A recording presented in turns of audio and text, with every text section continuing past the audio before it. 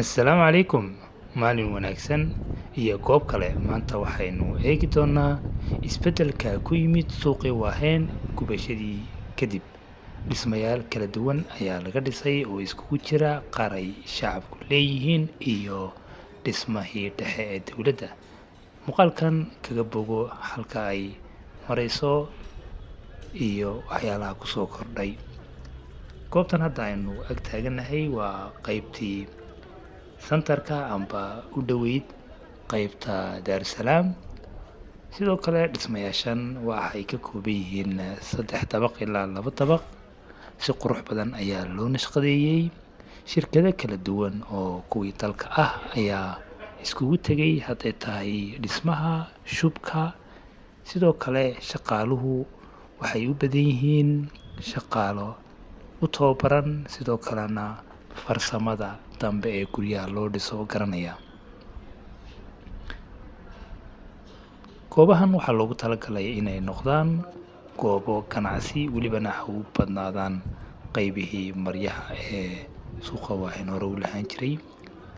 Waxyaalaha cajiibka ah ee lagu soo kordhiyey suuqan iyadoo si qurux badan loo dhisay la iskana kaashaday waxaa ka mid ah in habka biyaha ay marayaan loo sameeyey goob gaar ah. Sidoo kalena qashinka goobta loogu talagalay iyaduna tahay meel ku habboon. Laydhka waxaa laga dhigay laydh halka hoose maraya si aan u keenin gubasho. Goobta imika halkaasi waa qaybtii biyuhu ay iskugu imanayeen, hadhowna ku dari doontaa meel kale oo weyn.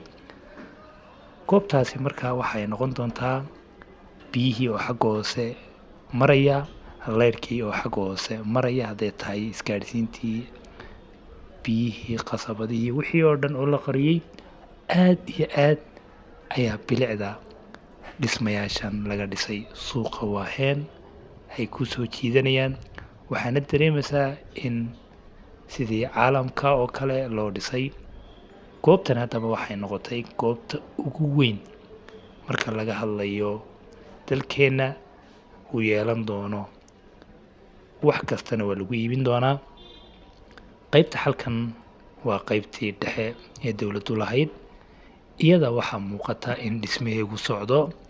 Way ka dambeysay in shaqada dhismaheega la bilaabo, balse markii hore waxaa lagu bilaabay in ganacsatadii lahayd suuqa qaybaha shishe inay iyagu si gaara u dhisteen, sidoo kalena nashqado wanaagsan ay raacayeen. Hadda qaybtani waa qaybtii dhexe, markaa waxaa loogu talagalay inay noqoto qaybta ugu weyn. Waxaa la filayaa in iyadana muddo kooban lagu dhammaystiri doono, walow ay tahay goobta ugu weyn. Underground bay yeelan doontaa, parking bay yeelanaysaa sida naloo sheegay. Markaa daawasho wanaagsan waynu ku soo wareegi doonaa. Maalin kasta waxaad arkaysaa iyadoo goobtan laga shaqaynayo, hadday tahay shubkiyo la shubayo. Waxaad arkaysaa in dad fara badan ay goobtan ka shaqaynayaan. Hadda waxa ay maraysaa in decorationkii qaybihii u dambeeyey lagu jiro. Sanadkan insha Allah ciidda soo socota waxaynu arki doonaa goobtan oo ganacsiyo fara badan oo kala duwan laga sameeyey. Gubashadii suuqa Waaheen kadib waxaa abuurmay suuqyo aad u badan. Suuqan hadda aynu joogno waa Curba Mall, isaguna wuxuu ka mid yahay suuqyada amba goobaha ganacsi ee dadku hadda ay ka samaysteen meherado kala duwan.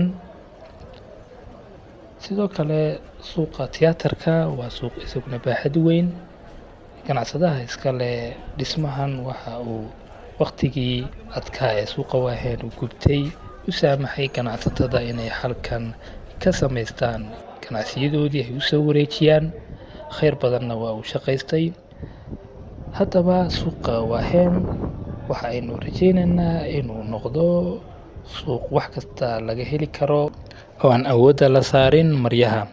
Sidoo kale goobaha ku cusub ama dhismayaasha ku cusub magaalada waxaa ka mid ah librariga jaamacadda Hargeysa loo sameeyey oo dowladda hoose iyo jaamacaddu ay iska kaashadeen.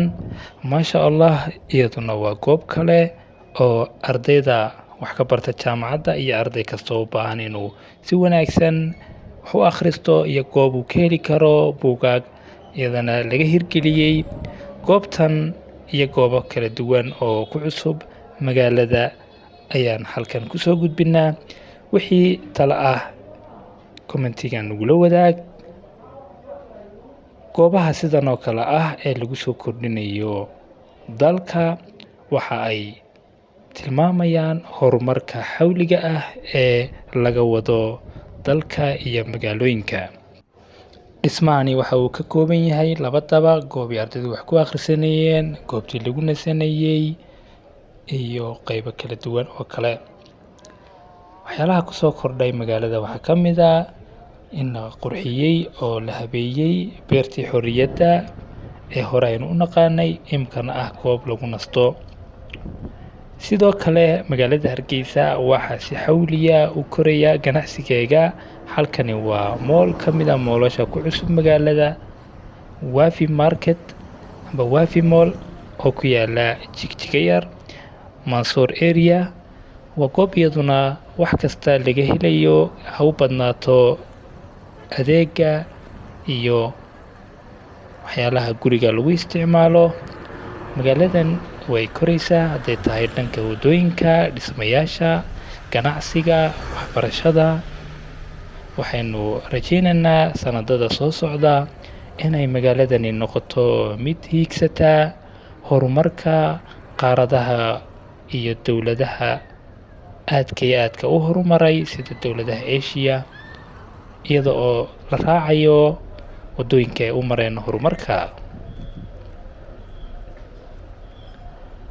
Muddooyinkii hore dadkeenu waxay awoodda saari jireen in ay suuqa oo quraata adeeg kasta laga helo, hadday tahay in laga furto meherado ganacsi, haddii ay tahay in wax kasta suuqa laga soo doonto. Balse hadda xaafad kasta waxa ay bilowday in iskeed ay u hesho adeegyadii suuqa ay ka doonan jirtay.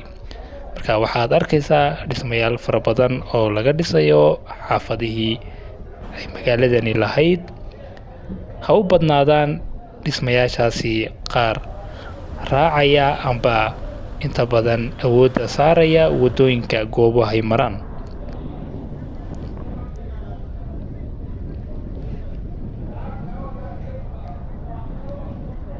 Hataa halkan waxaa laga sameeyey moolal iyaguna fara badan.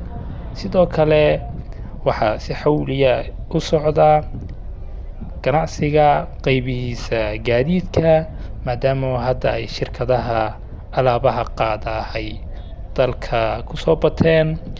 Waddada dheer ee ka soo bilaabanta Berbera ilaa Wajaale oo dib u habeyn lagu sameeyey, magaceegana loo yaqaano Berbera Corridor, ayaa iyaduna keentay in gaadiidka kala duwan ee logistics-ka amba alaabaha qaada in si xawliya ugu soo bato dalka, si isku socodka iyo alaab qaadistu ay u fududaato, taasoo keentay jaanis iyo hal abuur.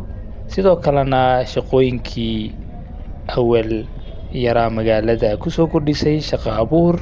Dhalinyar fara badanna hadda waxay ka shaqeeyaan shirkadaha logistics-ka amba alaabaha qaada, hadday yihiin kuwa xamuulka, hadday yihiin kuwa kale ee rarka alaabta iyo dadku ay raacaan marka la tegayo magaalooyinkaas ay waddada weyn ay marto.